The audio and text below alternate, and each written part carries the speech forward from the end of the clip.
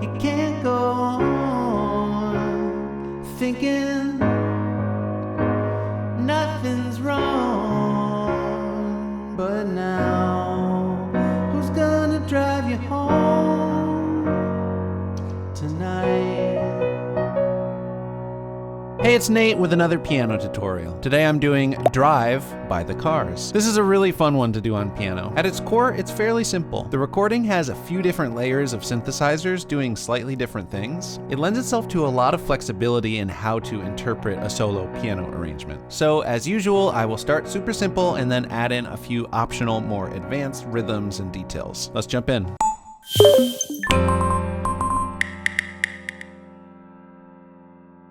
Okay, so first off, I recommend you get the chords and lyrics chart. There is a link down in the description, and that'll help you follow along and see where the chords and the lyrics line up with each other. I'd like to mention this song is in the key of B major, so lots of sharps. And we'll start out just by learning the main chord progression that we can use in the intro and the verses. Here are the chords for that. So we start out with a B major chord. I'm gonna voice it like this. So in the right hand, I've got an F sharp, a B, and a D sharp. And in the left hand, I'm just doing B octaves. If you can't make the octave stretch, you can just go ahead and do a single B down here. Then for the B major 7 in the next measure, all we gotta do is take the middle note in the right hand and drop it down to an A sharp. Sounds really nice. I'm using my second finger on that. Now for the B add 2, I'm gonna move my right hand down. So of course it's still a B bass note. I'm going to do a D sharp, an F sharp, and a C sharp here. And then for the final B, I'm just going to do that, just the D sharp and the F sharp. So we've inverted the B down, and then it's just nice and simple at the end. And we're in 4/4 time, so each of these measures gets 4 counts. We're thinking 1, 2, 3, 4. 1, 2, 3, 4. 1, 2, 3, 4. 1, 2, 3, 4. I should mention that the B add 2 on the recording, it doesn't happen every time. It's like a different layer of synth that sometimes sneaks in and adds that voice. In fact, in the intro, the first time around, you don't hear it at first, and then it kind of sneaks in more into that last measure of B. So you can be loose with it, but I think it sounds great just always on the third measure, so that's how I'm going to play it. The next step is going to be to add the left hand rhythm, which sounds like this. So to count that, we need to think in 16th notes. So we're dividing the beat not just in half, but into 4, thinking 1 E and a, 2 E and a, 3 E and a, 4 E and a. And the left hand hits are going to be on 1, and then the after 1, and then the and after 2. So you can count that very slowly at first to get the hang of it. 1 E and a, 2 E and a, and then 3 E and a, 4 E and a. It just holds there. 1 E and a, 2 E and a, 3 E and a, 4 E and a. 1 E and a, 2 E and a, 3, 4. 1 E and a, 2 E and a, 3 and a, 4 E and a. So once you get the hang of that, you can just do that on every chord.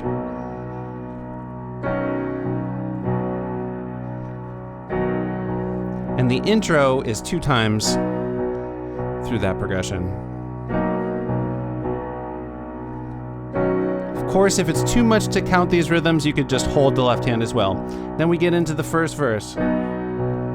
Who's gonna tell you when it's too late? So for the verse, I'm going to start adding in this extra rhythm. There's another synth on the recording that starts doing.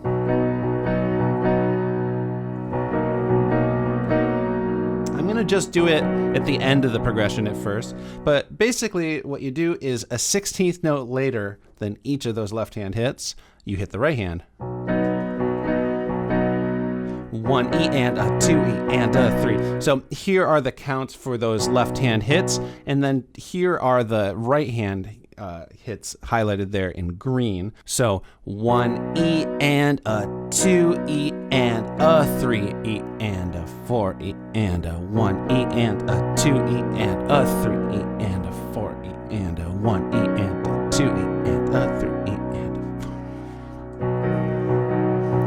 So for the first verse, I'm just gonna hold the right hand chords for the singing parts. It's too late, but then I might sneak that rhythm in there. And then for maybe the second verse and the third verse, I'll go just full on with that rhythm. But again, if that's hard for you to coordinate while you're trying to sing, you can totally just keep it as simple as you need. Let's take a look at the chorus. Here's the chords for that. So some new stuff here. We're gonna go, it starts with a G sharp minor chord. So that's gonna be G sharp, B, and D sharp.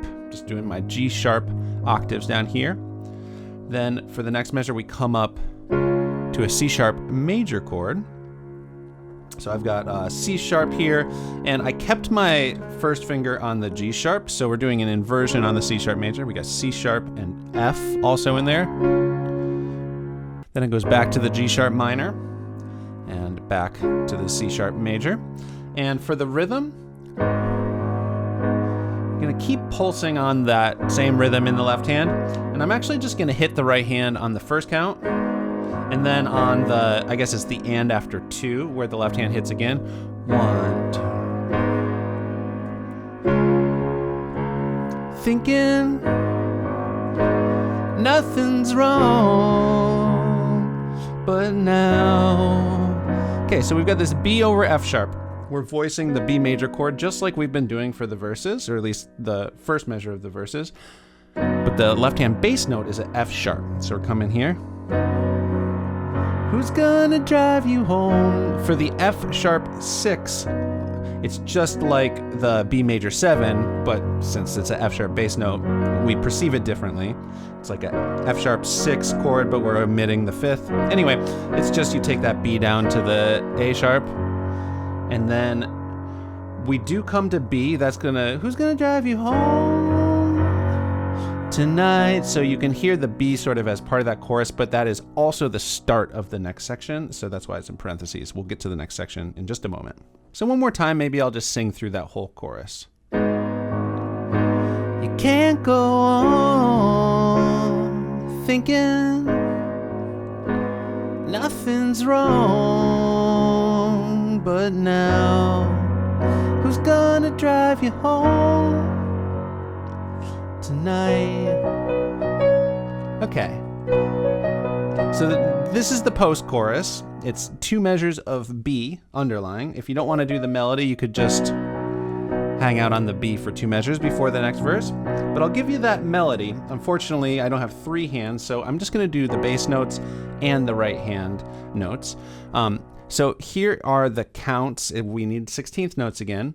We're going to play on 1 E and a 2 E and a 3, 4. So we got B, C sharp, D sharp, B, 1 E and a 2 E, and then D sharp, C sharp. And of course, the left hand is going to hit in the same place it's been hitting. So on beat 1, the after 1, and then the and after 2, and you can kind of see here where that intersects.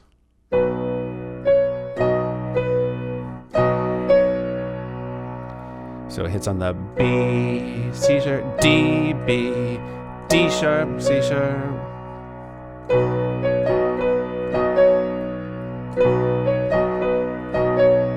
So it does that twice for this section. 4.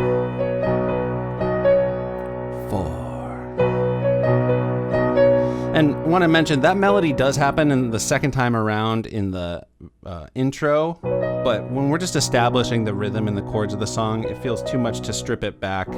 I would add it if I had a third hand, but I'm not going to do that melody until we're here in the post-chorus.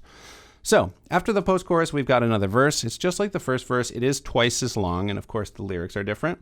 Then after that, we've got another chorus, just like the first chorus. Once again, it ends on tonight, going to B, but that B is the start of the next section. In this case, it is the instrumental section. Now, this instrumental section is where I really wish I had 3 hands to do the bass notes, the chords, and the melody. But for this section, because the chords and the melody are kind of the main focus, I'm going to just omit the bass notes, and it'll be kind of a step back in energy, but that's all right. It's going to sound like this.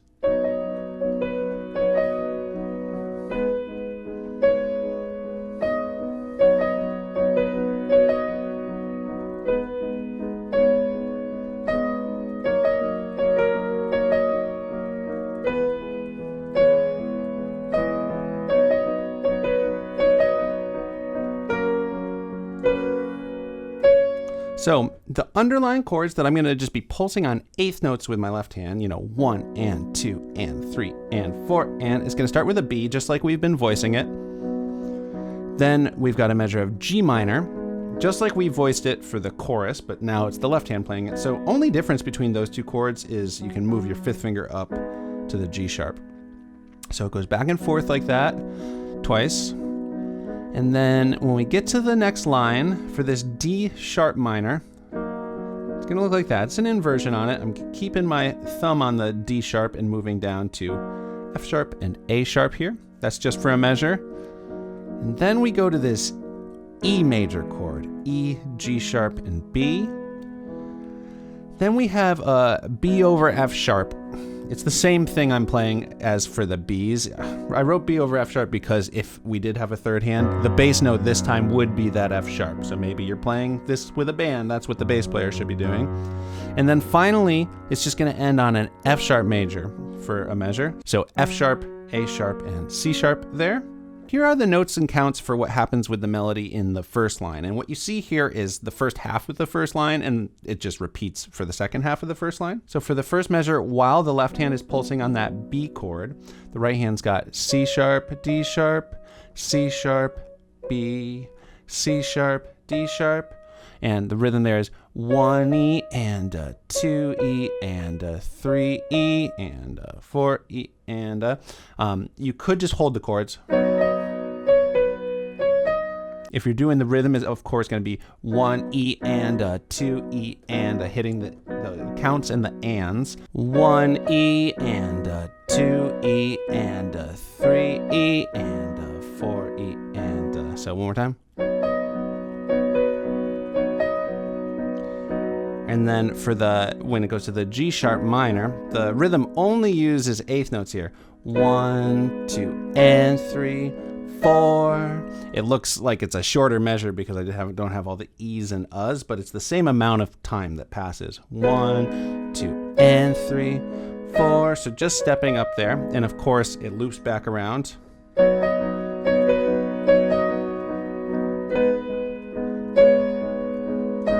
Cool. So for the second line, the rhythm is going to be the same. It goes back and forth between that 16th note rhythm and the 8th note rhythm. So here's just the underlying chord progression and then the notes without the counts because you just learned them for the first part.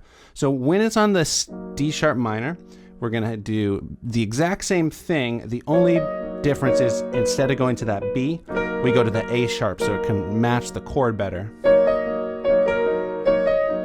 And then during the E chord, same exact thing. When we go to the B over F, we got. So exactly the same thing as the first line. And then for this bit, same rhythm, but the notes are different. A sharp, B, C sharp, and that would be leading into the third and final verse. Let me play that whole instrumental one more time.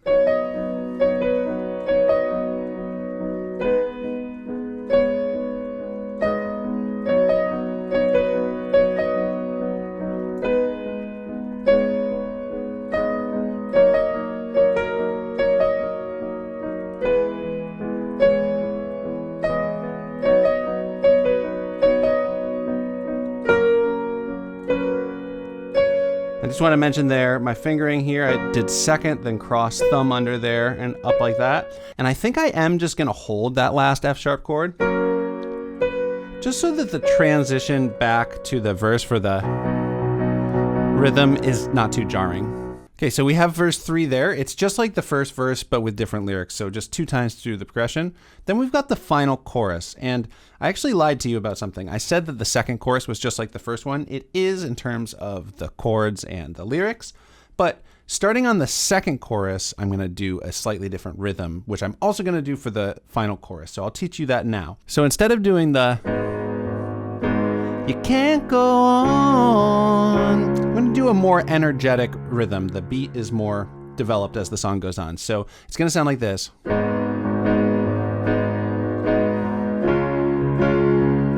So the big headliner here is that I'm switching to quarter notes in the right hand. 1, 2, 3, 4, 1, 2, just hitting on every count. And then if you can do it, you can do the same rhythm, 1E and a 2E and a 3, 4. It's kind of tricky to coordinate there. You could also just 1, 2, and 3, 4. If you just want to add a little bit more energy to the left hand, just a little bit of offbeat hits there. You can do it a lot of different ways and it's going to sound good. And so for the last chorus, it's actually twice as long. So here's how the chords actually look for it.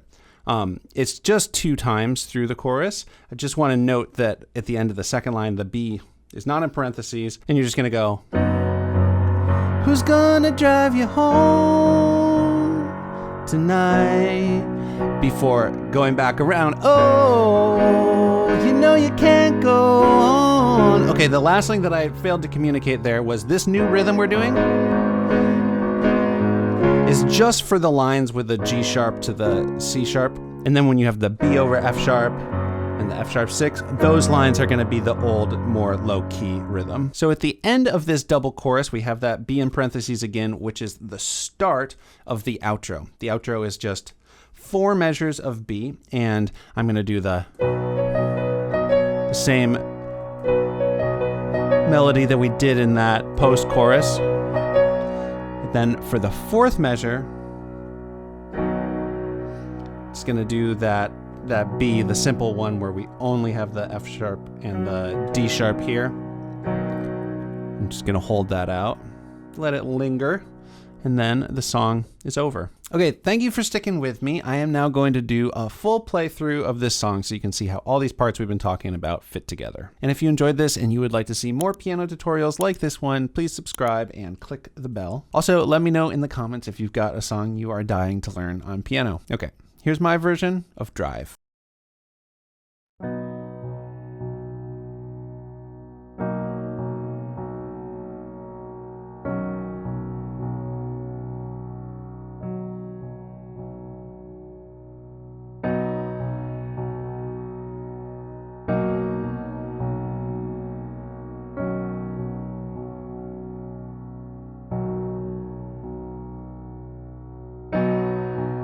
Who's gonna tell you when it's too late?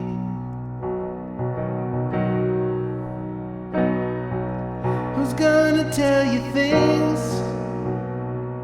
aren't so great?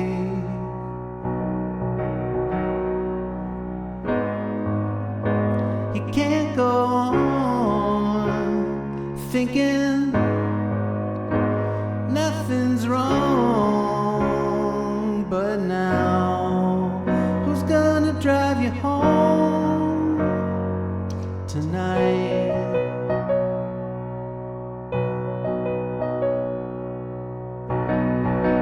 Who's gonna pick you up when you fall?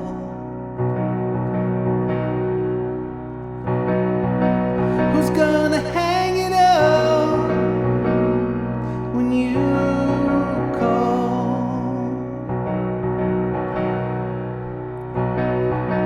Who's gonna pay attention to your dreams? And who's gonna plug your ears when you scream?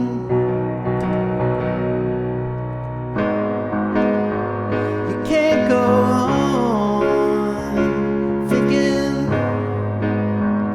nothing's wrong, but now who's gonna drive you home tonight?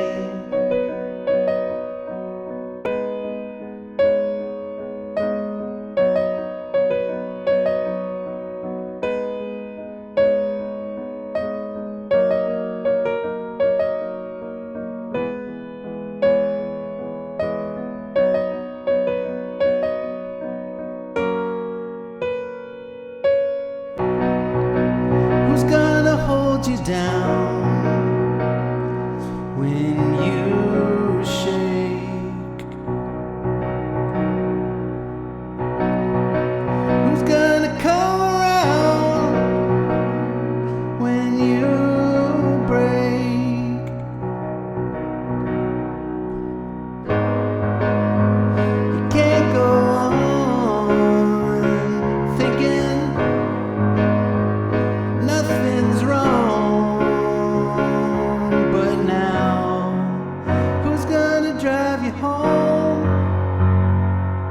tonight.